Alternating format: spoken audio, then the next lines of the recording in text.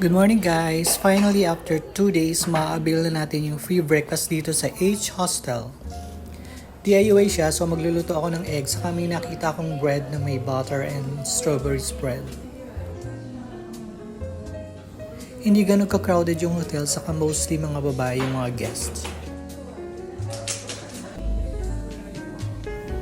And this is my breakfast. Meron din pala silang chocolate and corn cereals. Then nagtimpla na lang ako ng coffee.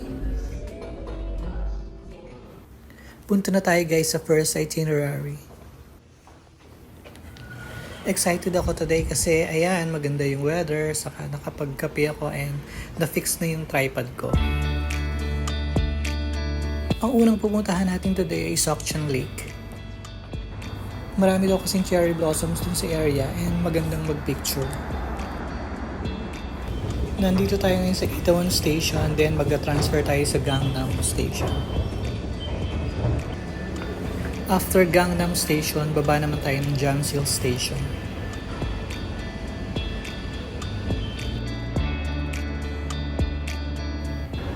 Kaunti lang yung tao ngayon sa train station nila, siguro dahil Sunday.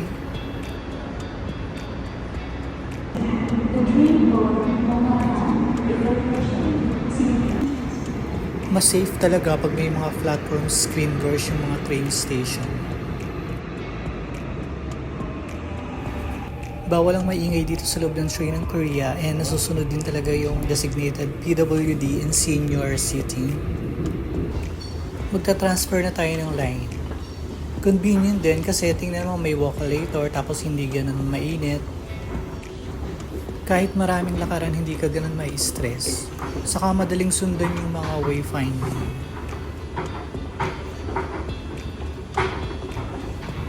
Dito tayo tumapat sa number na sinadjust ni neighbor mo. Mas madali ka kasi makatransfer kasi malapit siya sa mga stairs and escalators na pa-exit. Nakarating na tayo sa Jamsil Station. Ditong area din pala yung pinuntahan natin ng first day afternoon, dun sa may Jamsil High School. Nalaman ko lang ng paglabas ko kasi pala yung Jamsil High School, pa-right yung Sokchon. Ang ganda ng weather, ang sarap maglakad. Maaraw siya pero malamig.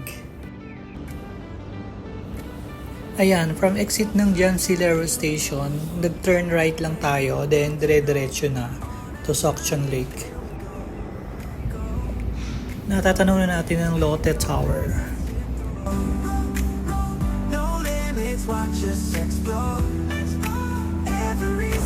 Ganito yung gusto kong pedestrian, no? May buffer yung bike lane saka yung pedestrian lane na landscape.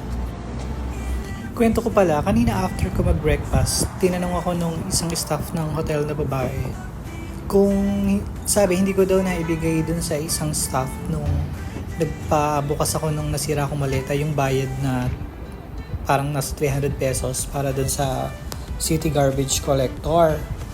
Sabi ko, naibigay ko. Ini-insist ko na naibigay ko pero siya, sinabi daw ng staff na wala daw akong naibigay. Yung mga pedestrian crossing nila, meron pang patungan ng gamit habang nag-iintay ka. Tapos meron pang mga light indicator kung pwede nang tumawid or stop muna.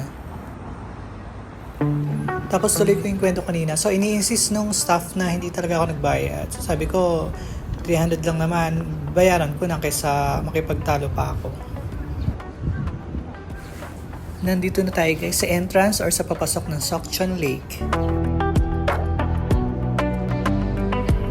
Ayan, excited na ako makita ng maraming cherry blossoms at makapagpa-picture.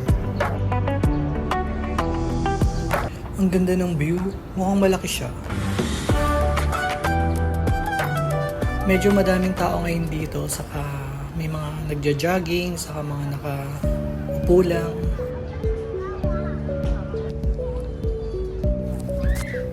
Good luck sa paghahanap natin ng spot para mag-setup ng tripod. Sana may makita tayong pwesto yung hindi maraming tao. Ang daming naglalakad. Good luck talaga. So ayun guys, mukhang may napili na tayong spot para mag-setup ng tripod. Maganda yung location kasi gusto ko overlooking yung Lotte Tower.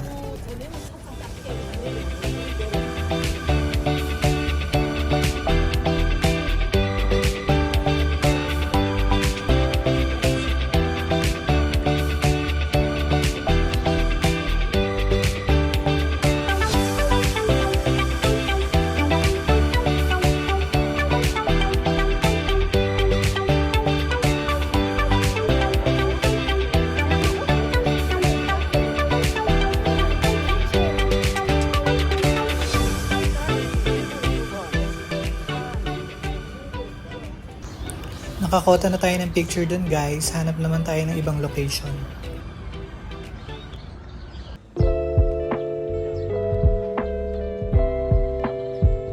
Let's go.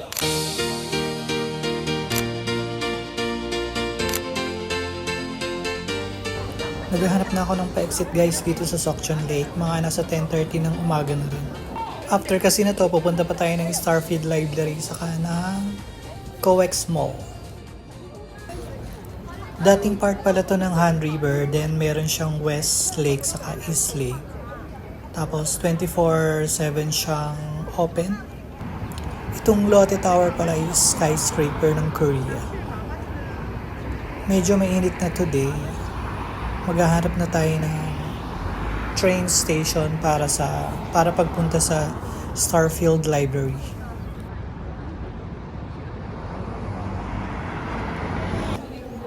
Ayan guys, nandito na tayo sa COEX Mall. Hanapin natin yung papuntang Starfield Library. At nandito na tayo sa one of the famous tourist spot dito sa Seoul, ang Starfield Library. Ang bait pala nang napagtanong ako kanina na Korean girl, sinamahan pa talaga niya ako sa entrance ng mall. Ang ganda ng design ng interior ng library, unique and artistic. Medyo matao nga lang, so hanap tayo ng magandang spot para mag-picture-picture. Iniisip ko kung totoo ba yung mga books na nandun sa mga pinaka-highest part.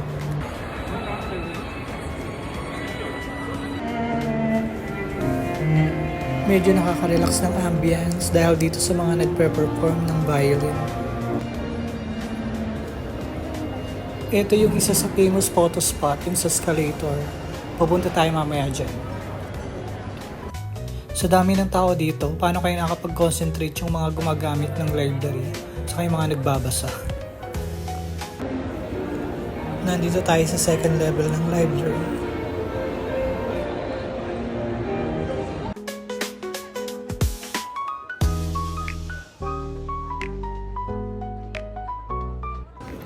Mag-lunch muna tayo guys dito sa loob ng COEX Mall. Ang tagal kong nakahanap ng makakain kasi parang puro ang expensive ng mga restaurants dito. After mag-lunch, lumabas na ako para hanapin yung Gangnam Han statue. Ang sarap pala ng lunch ko kanina. Sobrang spicy ng soup niya pero ang sarap, saka nakaya ko talaga yung pagka-spicy niya. Malasang malasa kasi. Umiral na naman yung pagka-introvert natin kaya hindi ako makapagpa-picture dun sa tabi ng Gangnam Han statue. Kaya video-video na lang muna tayo.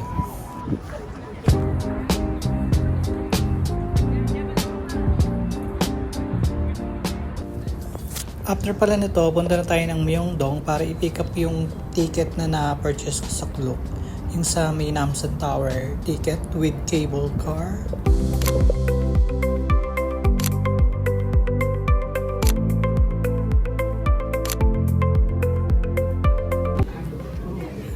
And guys, copy muna tayo dito sa may McDo sa may Myeongdong para pa-boost uli yung energy and yung mood. Medyo may time pa naman, mga 4 PM natin ipipick up yung ticket dun sa may papuntang Namsan Tower. Ayan guys, 4 PM na, naglakad tayo papuntang Red Now Studio. Doon natin pipick upin yung ticket sa Namsan. Hili yung daan niya kaya medyo nakakapagod maglakad. Andito na tayo sa waiting line para sa cable car to Namsan Tower. Buti pala nag-advance purchase tayo ng ticket sa Klook kasi ang daming nakapila. Medyo na-anxiety pala ako guys ngayon habang nakapila kasi nag-overthink na naman ako dun sa pupuntahan. Parang nagkaka-fear of heights na naman ako. Ang tagal na nating nakapila dito, parang halos 1 oras na. Ang dami kasing tao eh. Ayan, nandito na tayo sa cable car papuntang Namsan Tower. Medyo nawala na yung anxiety ko, napalitan na siya ng excitement. Enjoy din sumakay dito guys kasi ang ganda ng view. Yung iba nagtitake lang ng bus paakyat dun sa tower or kaya Yung iba naman naglalakad lang. Pero okay din tong cable car kasi nga parang isa din siya sa attraction. Ayun o, ang dami yung naglalakad. Ang ganda ng view dito, ang dami na agad cherry blossoms.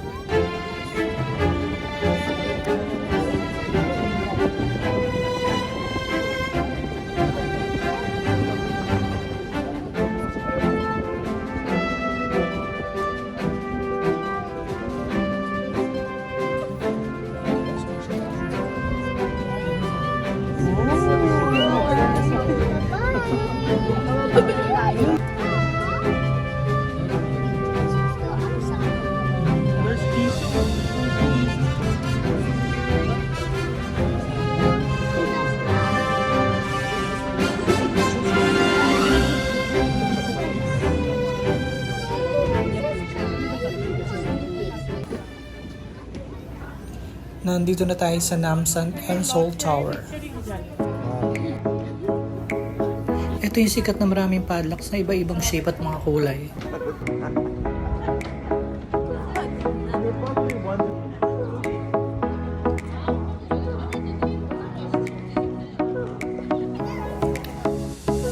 Nakita na rin natin sa wakas itong famous landmark and tourist spot ng Seoul. Namsan and Seoul Tower.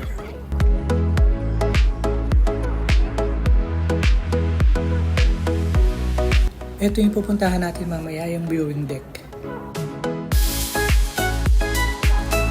Maghanap muna tayo ng magandang spot dun sa may mga padlocks para makapag-picture tayo. Love locks pala yung tawag dito. Pwede mo siyang bilhin, tapos lalagyan mo siya ng message, then itatapan mo yung susi. Nagsisimbolize siya ng unbreakable bonded between couples, families, and friends. Ito yung bilihan ng ticket para sa observatory, pero yung ticket kasi natin na na-purchase sa Klook, may kasama na siyang observatory. Nandito na tayo guys sa taas ng observatory deck. Pa-sunset tayo nagpunta kasi gusto ko talaga yung mga view ng mga sunset, ganyan. Paikot yung floor niya, tapos may mga bilihan ng mga souvenirs, ganyan, yung shops.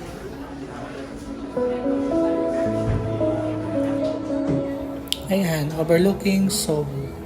Parang same lang din siya sa may view deck dun sa Tokyo Skytree. Medyo hindi siya ganun ka-clear kasi nga may glass.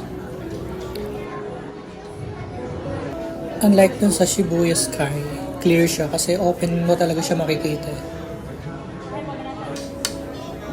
Yung mga glass panel, may mga name ng countries, so saka naka-indicate yung layo. Tapos nakatapat siya kung saan direction ng country.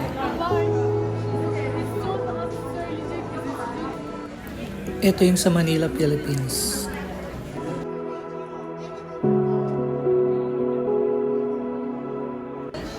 Sunset na guys, pero cloudy kasi kaya hindi ganun ka-clear. Pyongyang, ito yung sa North Korea, doon sa Kloy. Then itong Harbin, gusto ko itong mapuntahan sa China. Sinuggest ng Chinese na boss ko yung Harbin, China kasi maganda doon pag winter. Ang ganda ng view. Ba't kaya sa Metro Manila parang wala tayong gantong mga observatory deck, no? Kasi sa Thailand meron. Ito yung mga naglalakad lang pababa o sa kapaakyat. Mahaba kasi siya kaya feel ko nakakapagod. Pero sa middle part daw, pwede ka naman daw mag-abang ng bus. Ang kulit ng CR, oh. Ito na yata isa sa pinakamagandang CR na nakita ko. Overlooking yung buong Seoul. Pababa na tayo guys. Ayan yung elevator nila, may pa-LED effect. Sakto pagkatapos ng show, nado ka na sa bababaan mo. Ikot-ikot muna tayo dito sa baba kasi kanina hindi ko siya na-explore.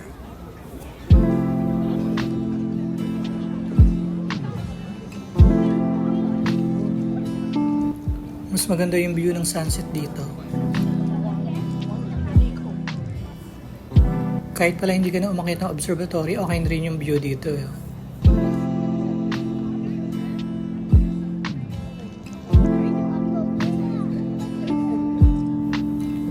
Mukhang interesting ding maglakad pa baba. Pero dapat may holding hands ka.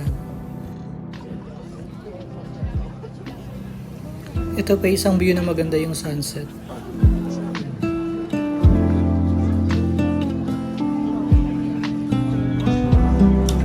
Nag-ikot pala ako kanina dun sa loob, naghahanap ako ng mga kainan pero wala akong mahanap. Gusto ko sana itry yung sinasuggest ng sister ko na ginseng chicken pero sobrang mahal para sa akin.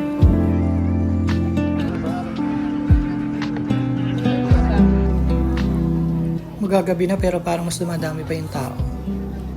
Ayan guys, palabas na rin tayo ng Namsan Tower. Doon nga pala ako kumain na lang sa may 7-Eleven, masarap din naman yung mga food doon. Mga 7:30 PM na, hindi pa kasi pumila doon sa may cable car, baka maraming tao. Ang ganda din itong Namsan Tower pag gabi.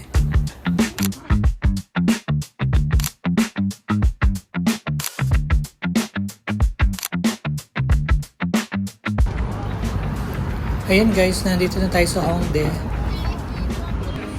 Yung pagpunta nga pala dito from Namsan Tower, di ba nag-cable car tayo, tapos naglakad papuntang Myeongdong, then nag-train, bumaba dito sa Hongdae. Curious lang ako sa place na to kasi maganda nga daw to. Maraming tao, maraming Jensen students, saka lively daw siya. Ang saya nga dito guys kasi ang daming mga coffee, mga shops. Tapos iba-iba sila ng mga ganap. May mga nag-basking, may nagpe-perform sa daan.